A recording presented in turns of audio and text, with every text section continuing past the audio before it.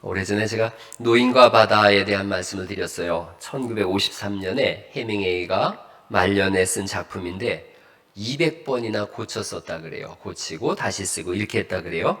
퓰리처 상하고 이걸 통해서 노벨 문학상을 받았어요. 내용은 쿠바에 사는 어부 산티아고 할아버지가 84일 만에 고기 한 마리를 잡지 못했어요. 84일이 지나도록. 그럴 때 사람들이 저 사람은 이제 살라우를 만났다 이렇게 얘기한대요. 살라우를 만났다. 이건 불운을 만났다 이런 거예요. 스페인어로 최악의 불운, 그게 살라우라 그래요. 완전한 실패, 패배인 거죠. 85일째 되던 날 바다로 나갔어요. 그리고 거대한 청새치를 잡았어요. 그러나 가지고 오는 동안에 상어가 다 뜯어먹죠.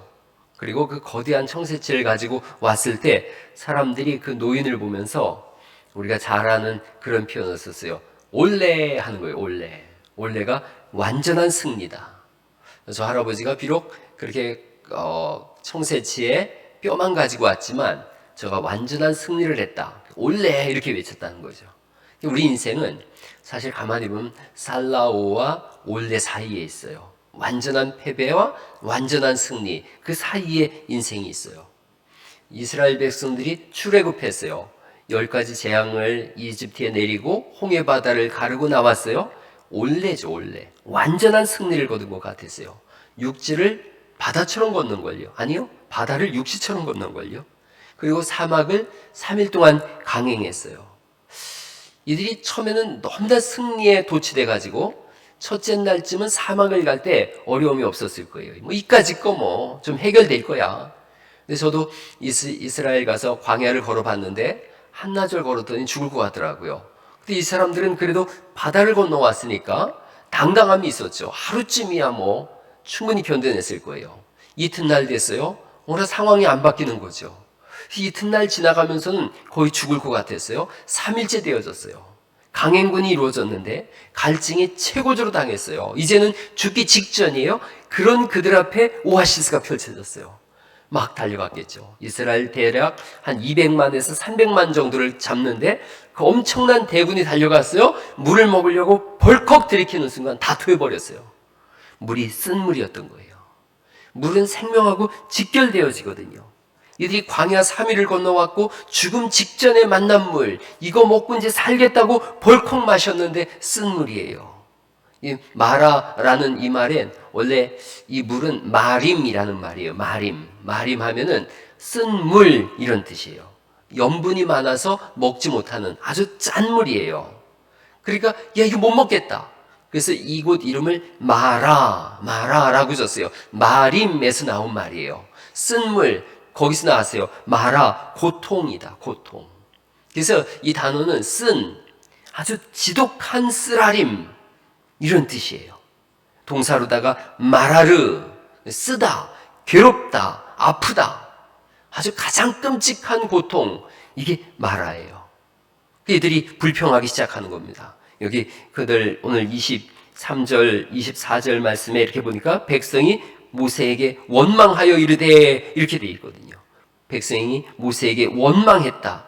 룬이라는 단어를 히브리어 단어를 썼는데 이 원망한다라는 뜻도 있고 지속하다, 계속하다. 성경에 이 단어가 다른 쪽에 어떻게 쓰였나 봤더니 밤새도록 하다. 그러니까 밤새도록 원망한 거예요. 원망이 그치지 않은 거예요. 지속적으로 원망한 거예요. 모세를 향해서 막 항변을 하죠. 우리가 무엇을 마실까? 모세에게 원망하면서 대들어요. 이게 사실은 지도자가 겪는 일인 거예요. 지도자는 마라의 길을 걸어가겠다 생각하는 사람들인 거예요. 고난의 길인 거고 십자가의 길인 거죠. 그래서 지도자가 되면 기도하게 되는 거예요. 이런 원망이 계속 밤새도록 이루어지니까 모세가 기도하죠. 15장 25절 말씀에도 보면은 이렇게 돼 있어요. 25절 모세가 여호와께 그 다음 어떻게 돼 있어요? 부르짖었더니 이렇게 돼 있어요. 모세가 여호와께 부르짖었더니 이 단어는 그들이 원망했다는 단어와 비교해서 쓰여져 있어요. 이들은 계속해서 밤새도록 원망했는데 모세는 부르짖었다, 자크라는 단어 썼는데 호소했다 이런 뜻이에요. 하나님께 호소했다. 하나님 도와주세요. 하나님 살려주세요. 이렇게 하는 거예요. 이게 달라요. 백성과 모세의 다른 점이 이거였어요. 백성은 계속 원망하고 있는데 모세는 계속 호소하고 있어요. 원망하면서 부르짖는 자와 호소하며 부르짖는 거예요. 모세는 호소하며 부르짖고 있어요. 기도는 원망해서 부르짖는 것이 아니라 하나님 앞에 호소하는 거예요. 하나님 도와주세요. 하나님 아니면 살 수 없어요. 이게 부르짖음이에요. 원망은 하나님 왜 나한테 이런 고난을 주시는 겁니까? 하나님 나한테 왜 이러세요? 이게 원망이에요. 백성과 이스라엘 이 모세의 다른 점이 거기에 있어요. 이들은 왜 이렇게 하는 거예요? 이런 거고 모세는 하나님 도와주세요. 이런 기도의 유익을 말한다면 기도는 하나님과 깊은 사귐이에요. 사귀면 사귈수록 더 많이 알게 되거든요. 하나님을 알게 되고 하나님의 마음을 이해하게 되어지고 하나님이 기도하면 할수록 너무 가까이 오시니까 그 다음부터는 세상의 무엇도 두려워하지 않는 거예요. 하나님이 멀리 있으면 그 사이로 끼어드는 것이 너무나 많아요. 마라 같은 상황들이 너무나 많이 끼어드는데 하나님이 가까이 계시면 가까이 계실수록 그 사이에 끼어드는 것이 없어요. 그래서 기도하면 할수록 하나님을 더 사모하게 되어지고 더 알게 되어지고 더 감사하게 되어지고 그리고 그땐 평안으로 나가는 줄 믿습니다. 그래서 기도는 신비 중에 신비예요.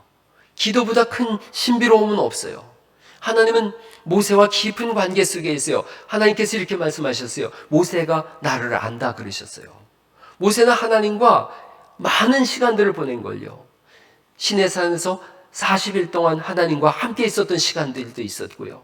그리고 떨기나무에서 하나님을 만난 시간들도 있었고 하나님을 알았어요. 다들 하나님을 두려워하고 하나님 앞에서 그냥 세상의 우상 섬기듯이 두려워했을 때 신명기를 읽어보니까 모세는 하나님을 사랑하시오 이렇게 썼어요. 그 사람들이 깜짝 놀랐죠. 아니 우리가 어떻게 신을 사랑한다 그래? 근데 모세는 알았어요. 하나님을 깊이 알아가서 보니까 하나님은 우리가 사랑할 수 있는 분이구나. 그래서 지금도 원망해야 되는 시간이죠. 아니 홍해바다까지 가려고 나왔으면 뭔가 마실 물을 줘야지 세상에 마라가 말이 되는 말입니까? 그런데 그 시간에 모세는 하나님께 호소하고 있어요. 하나님 도와주세요. 그러는 거예요. 하나님을 모르는 사람은 원망해요. 하나님을 아는 사람은 호소해요. 하나님 도와주세요. 이렇게 해요. 모세가 지금 그렇게 하고 있어요. 그러자 하나님께서 한 나무를 지시하셨다, 가르치셨다 이렇게 되어 있어요. 거기 25절 말씀 여호와께서 그에게 한 나무를 가르치시니 이렇게 말씀하세요.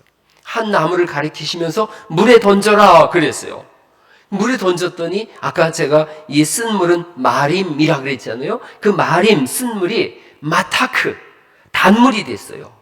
먹을 수 있는 물이 됐어요. 쓴 물과 단물이 또 비교되어지고 있어요.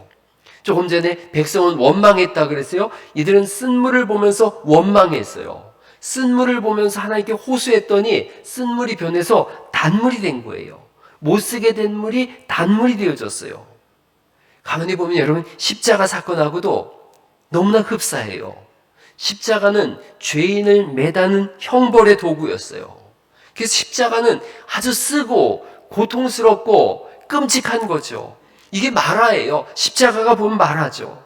십자가보다 더 악독한 죽음의 도구는 없는 걸요. 여기에 예수님이 달리셨어요. 생명의 주인이 거기 달리셨어요. 그 순간 이 죽음의 십자가가 생명의 십자가가 되어졌죠. 쓴물 같았던 거기가 이제는 십자가 예수님을 바라보면서 우리 삶이 단물로 바뀌어진 줄 믿습니다. 마시면 죽을 수밖에 없는 물이었는데 예수님이 거기에 개입하시자 마시면 사는 물이 되어졌어요. 그리고 거기서 하나님께서 율례와 법도를 그들에게 말씀하셨다. 이렇게 성경이 써 있어요. 거기 다시 보시면 25절 하반절에 여호와 물이 달게 되었더라라고 써 있고 거기서 여호와께서 그들을 위하여 법도와 율례를 정하시고 그들을 시험하실세 이렇게 돼 있어요. 이 물을 마셨다 이런 기록은 없어요. 대신 법도와 율례를 정하셨다. 여러분 노예한테 없는 것이 법도와 율례예요. 율법이라고 하는 거예요. 법도의 법자와 율례의 율자가 합쳐져서 율법이에요. 율법. 자유인에게만 있는 거예요. 선민에게만 주어지는 거예요. 새로운 국가가 형성됐을 때 생겨나는 것이 국법이에요. 법이에요. 하나님이 이들에게 여기서 비로소 율법을 주세요. 국법을 주시는 거예요. 하나님 나라의 법을 주시는 거예요. 율법이 주어졌다는 것은 이들은 이제 새로운 하나님 백성이 됐다는 거죠. 노예 근성을 버리고 선민으로 살아가라는 거예요. 노예가 하는 일이 뭐였는가? 쓴물 보면서 쓰다고 원망하는 것밖에 없는 거예요. 불평하고 불만하는 게 노예 근성이었어요. 그런데 선민은 다르다는 거죠. 선민은 호소하는 거예요. 하나님 도와주세요. 여러분, 물이 쓴물이 변해서 단물이 되는 건 기적이라 그러죠. 기적은 그때 잠깐이에요. 날마다의 삶이 기적이다. 그러니까 더 이상 기적이라고 얘기하지 않는 거죠. 그리고 기적을 통해서는 사람이 변하지 않아요. 예수님이 이 땅에 오셔서 수없이 많은 기적을 행하셨지만 사람들이 변하지 않았거든요. 정말로 삶을 바꾸는 게 뭔가? 율례와 법도였던 거예요. 하나님 말씀이었던 거예요. 그래서 하나님은 이들에게 율법을 주세요.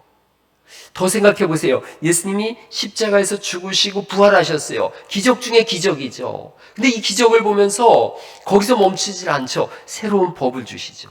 요한복음 13장에 보니까 새 계명을 너희에게 주노니 서로 사랑하라 그러셨거든요.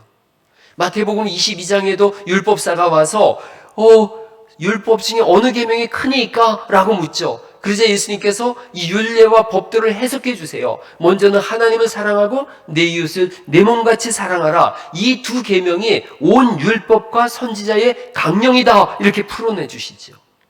쓴물을 단물로 바꾸시고 거기서 율법을 주세요. 이 땅에 오셔서 예수님은 율법을 재해석해 주세요. 사랑하라. 그게 선민의 모습이라는 거죠. 노예는 원망할 수 있고 불평할 수 있고 무너질 수 있지만 하나님의 백성은 사랑하고 또 세워지고 못 먹는 물이 아니라 단물이 되어지더라는 거죠. 조금 더 생각해 보세요. 한 나무를 가리키시니 그랬는데 이 가리키다라는 이 표현 앞에 한 나무, 정해진 나무예요. 하나님이 정하신 나무. 그래서 그 한 나무, 정관사를 썼어요. 바로 저 나무를 던져라 이렇게 말씀하시고 계시고, 또 가리키니라는 단어도 되게 중요한 단어예요. 이 가리키다라는 단어가 야라라는 단어인데 이게 명사가 되어지면 여러분이 다 아시는 단어 토라가 되어져요. 토라. 한 나무를 가리키셨다. 이 말씀이 한 나무가 가리켰다는 것이 가리킴 되면 토라가 되어지고, 인도하다, 가르치다, 교육시키다 이렇게 되어져요. 그러니까 한 나무를 가리키심 속에는 많은 중의적인 의미가 있어요. 그 나무를 통해서 뭔가 교육하려고 하시는 것이 있어요. 토라, 이스라엘 백성들을 토라의 백성이라 그래요. 모세오경을 토라라 그러지 않습니까? 이들을 율법의 백성이다 그러세요. 저 나무를 통해서 지금 가르치고 싶으신 게 있는 거예요. 쓴물을 단물 되도록 가르치시고 싶은 게 있는 거예요. 한 나무를 통해서. 그 나무를 통해서 물이 어떻게 바뀌는지를 보여주고 있는 거죠. 성경에는 이 나무에 대한 말씀이 많죠. 아담과 하와가 범죄한 것이 한 나무 아래에서였어요. 선악을 알게 하는 나무 아래서 그들이 그걸 먹고서 범죄했어요. 그 달콤함 아래서 범죄함으로 인하여 그들의 삶이 쓴 인생이 되어졌어요.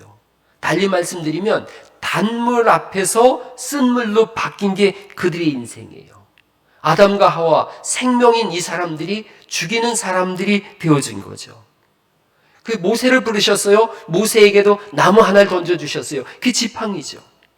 모세가 이 나무 하나 들었어요. 그 나무가 믿음의 사람의 손에 들려줬더니 나무를 들 때마다 어떤 때는 물이 변해서 피가 되기도 하고 또 이가 들끓기도 하고 어둠이 생기기도 하고 장자가 죽기도 하지만, 또한 이 나무를 높이 들었더니 홍해 바다가 갈라져서 살길이 열리기도 해요. 그 나무가 믿음의 사람의 손에 들려줬더니 생명을 살리는 나무가 되어졌고, 그 나무가 하나님을 떠난 사람의 손에 들려줬더니 죽이는 나무가 되어졌어요. 지금 이스라엘 백성 앞에서 그 쓴물 앞에서 교육하는 거예요. 저 나무를 저기다 던져봐라. 던졌어요. 단물이 됐어요.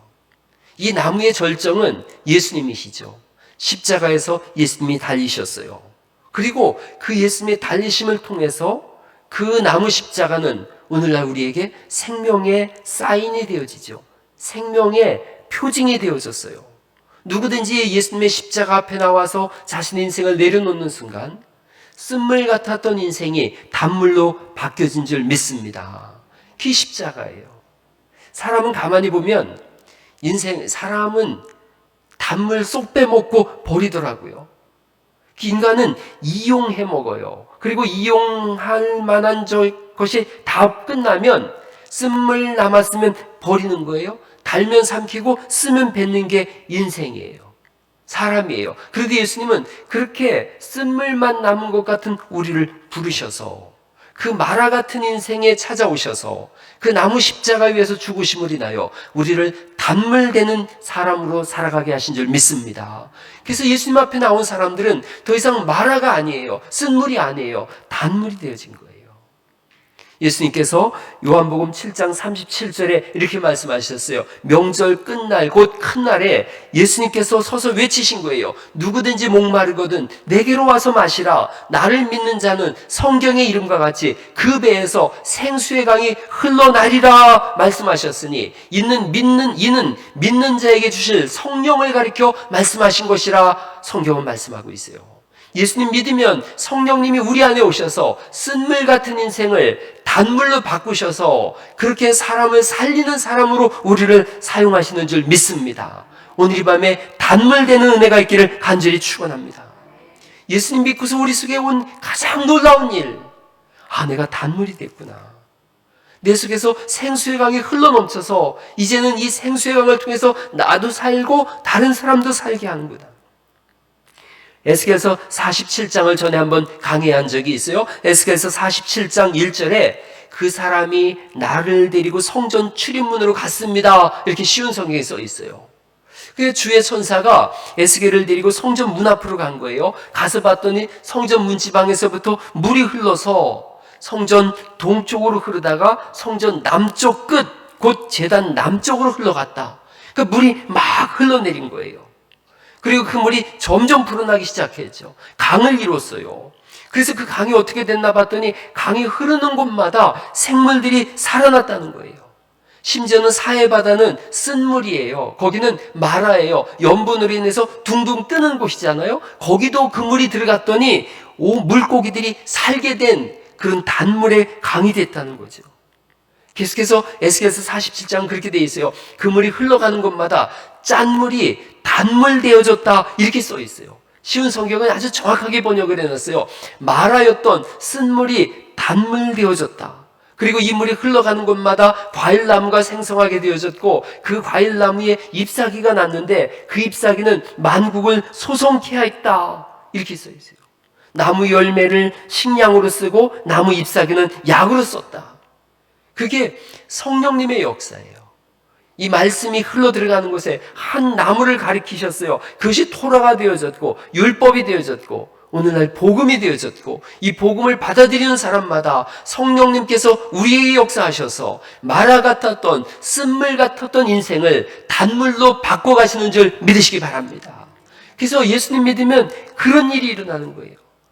쓴물 같았던 내 인생을 주님이 단물로 바꾸셨구나. 막대기 하나 던진 것 같았는데 이 속에는 창세기부터 요한계시록까지 흘러가는 관통하는 모든 하나님의 의도가 여기에 있더라고요. 그리고 에스겔서 47장과 똑같은 말씀이 요한계시록 20장, 21장, 22장에 보니까 거기에 생명나무가 있었다. 그리고 거기에 12 과실이 맺어졌다. 그리고 그 나무를 먹는 자마다 다 살아났다. 그렇게 창세기부터 요한계시록까지 한 나무를 통해서 성경이 말씀하고 있고 그 나무는 하나님 앞에 나온 사람들마다 생명을 소생케 되어지는 하나님의 은혜요. 그 나무에 내 신앙을 고백할 때마다 영원한 천국으로 인도해 주시는 그리스도의 십자가가 된 줄 믿습니다. 오늘 우리의 믿음이 여기에 있어요. 오늘 우리는 이 말씀을 붙잡고 나아가는 거예요. 출애굽기 15장 26절 말씀에 보니까 이렇게 써 있습니다. 제가 읽어볼게요. 이르시되 너희가 너희 하나님 나 여호와의 말을 들어 순종하고 내가 보기에 의를 행하며 내 계명에 귀를 기울이며 내 모든 규례를 지키면 즉 하나님의 법을 지켜나가면 내가 애굽 사람에게 내린 모든 질병 중 하나도 너희에게 내리지 아니하리니 나는 너희를 치료하는 여호와임이라 이렇게 말씀하세요. 나는 너희를 치료하는 여호와다. 제가 우리 승영호 장로님 일하시는 거기에 갔더니 그렇게 써 있더라고요. 여호와 라파 이렇게 써 있더라고요. 여호와 라파. 여기에 나는 너희를 치료하는 여호와임이라 그럴 때 이 치료하는 여호와 이게 히브리어로 여호와 라파예요. 여호와 라파. 나는 치료하는 하나님이시다. 이 말씀이 시편 103편에 보면 제가 읽어드려 볼게요. 내 영혼아 여호와를 성축하며 그의 모든 은택을 잊지 말지어다. 그가 내 모든 죄악을 사하시며 내 모든 병을 고치시며 이렇게 써 있어요. 내 모든 병을 고치시며 내 생명을 파멸에서 속량하시고 인자와 긍휼로 관을 씌우시며 좋은 것으로 내 소원을 만족하게 하사 내 청춘을 독수리같이 새롭게 하시는도다. 우리를 치료하시고 새롭게 하셔서 독수리처럼 창공을 차고 올라가는 믿음의 사람들로 세우시는 줄 믿습니다. 이게 마라를 지난 사람의 모습이에요. 우리 인생이 때로는 살라오 같은 때가 있어요. 이제 망했어. 끝났어. 더 이상 미래도 없고 소망도 없고 이제 난 죽은 인생이야. 그런데 그때 하나님을 향해서 호소했더니 하나님께서 거기서 다시 말씀을 주시고 다시 세우셔서 너는 끝난 인생이 아니야. 너는 마라가 쓴물이 아니라 이제 단물 되어졌다고 다시 우리를 세우셔서 살게 하시는 분인 줄 믿습니다. 인생의 마라를 지나실 때 하나님께 호소하고 기도하는 그런 지혜가 있기를 간절히 바랍니다. 이들이 마라를 지나자 하나님은 엘림으로 그들을 이끄세요. 마라에서 물을 마셨다 이런 말씀은 없는데 거기서 이제 마지막 27절이에요. 그들이 엘림에 이르니 거기에 물샘 12과 종려나무 70그루가 있는지라 거기서 그들이 그 물 곁에 장막을 치니라 이렇게 되어 있어요. 엘림이라는 뜻은 큰 나무란 뜻이에요. 큰 나무들이 있었다. 물샘 12이 있고 종려나무가 70개 있었다. 그랬더니 이스라엘 백성이 250에서 300만 명 정도 되는데 나무 70그루가 뭐 그게 큰 의미를 가지고 있습니까? 여러분 이스라엘 사람들의 숫자 개념이 우리의 숫자 개념과 달라요. 물샘 12이 있었다는 것은 이스라엘 12지파와 똑같은 의미예요. 한 지파 한 지파가 충분히 먹을 수 있는 그런 큰 물들이 있었다는 것이고 이스라엘 사람들에게 있어서 너무 많아서 셀 수 없는 숫자 그게 70이에요. 셀 수 없이 많은 큰 숫자 70이에요. 왜냐하면 7이라는 숫자가 완전한 숫자인데다가 열이라고 하는 숫자가 많다라는 의미를 가지고 있어요. 가득 채워졌다. 그러니 완전하게 가득 채워진 숫자 그게 70이거든요. 셀 수 없이 많은 나무들이 있었던 거예요. 거기에 이스라엘 백성들이 다 먹고도 남을 물이 있었던 거예요. 모세가 반석을 쳤더니 물이 흘러나왔다 그랬더니 사람들이 반석에서 물 나와서 무슨 쫄쫄쫄쫄 흘러나왔나 보다. 아니에요. 이스라엘 백성들이 그 물을 먹고 살았다 그런 걸 보니까 반석을 치는 순간 강이 터져 나온 거죠. 250만 명이 먹는 물인걸요. 여기도 마찬가지예요. 이스라엘 백성들 12지파가 충분히 먹고도 남는 물이 있었고 그들의 그늘이 되어줄 수 있는 그런 울창한 숲이 있었다는 거예요. 여기서 새 힘을 얻으라라고 말씀하세요. 여기서 그들이 새 힘을 얻자 그 다음 르비딤과의 전투에서 충분히 이겨나가요. 우리 인생에 마라를 지나면 엘림이 있음을 하셔요. 여러분 마라를 지나실 때 여기가 끝이다 아니에요. 늘 우리가 그런 말씀들 하여 그리스도인들은 실패할 수 있어요. 그러나 실패자로 머물진 않아요. 실패와 실패자는 달라요. 실패자로 낙인 찍혀서 그럼 거기서 끝이에요. 근데 우린 실패자들이 아닌 줄 믿습니다. 날마다 예수님의 이름으로 일어나고 또 일어나는 사람들인 줄 믿습니다. 살라오 만났다고 84일째 되던 날 살라오 만났다고 이 노인이 주저앉았다면 노인과 바다는 더 이상 없는 거죠. 85일째 저 태평양 바다를 가서 청새치를 잡아오는 올레가 그 다음에 있는 거예요. 이런 마라의 참혹한 시간들이 있지만 그때에 하나님께 호소하고 하나님으로부터 다시 말씀을 얻으면 그러면 엘림에 머무르게 되어져요. 우리가 오늘 교회 나왔어요. 수요일날도 나오고 주일날도 교회 나와요. 예배를 드려요. 예배가 뭔가 한 나무를 가리키셔서 그 나무가 던져지는 거예요. 거기서 토라가 말씀이 선포되어지는 거예요. 그 나무가 들어가는 순간 쓴물이 단물되듯이 오늘 예배를 통해서 쓴물이 단물되는 은혜가 있기를 간절히 바랍니다. 질병이 떠나가고 절망에서 소망으로 나아가고 해결할 수 없었던 내 힘으로 도저히 불가능했던 그런 문제들이 예배를 통해서 기도를 통해서 해결되는 은혜가 있기를 간절히 바랍니다. 하나님은 엘림을 준비해 놓으시고 마라를 지나가게 하세요. 엘림이 그냥 마라 통과하자 안 되겠다 니들 통과할 줄 몰랐네 만들어줄게 이렇게 만들어진 게 아니에요. 엘림은 항상 거기 있는 거예요. 그리고 거기를 가는 그 중간에 마라가 있는 거예요. 우리가 광야를 지나가고 있어요. 스데반 집사님이 우리 보고 광야교회라 그랬어요. 딱 한 번, 사도행전에 딱 한 번 쓰이는 표현이 광야교회예요. 그 광야교회를 지나가면 엘림과 같은 하나님 나라에 도달하게 되는 줄 믿습니다. 광야를 통과하지 않는 인생은 없어요. 누구나 아무리 기분 좋게 깔깔거리고 속이 없고 편안한 것 같아도 그 사람 속엔 다 마라가 있어요. 그 마라를 삼키고 지치고 이겨나가면 결국은 준비해놓은 엘림에 도착할 수 있으니 오늘 여러분 삶 속에 마라라고 주저앉지 마시고 하나님 앞에 원망하지 마시고 호소하고 기도해서 엘림까지 도달하는 거룩한 은혜를 누리실 수 있기를 예수님의 이름으로 축원합니다.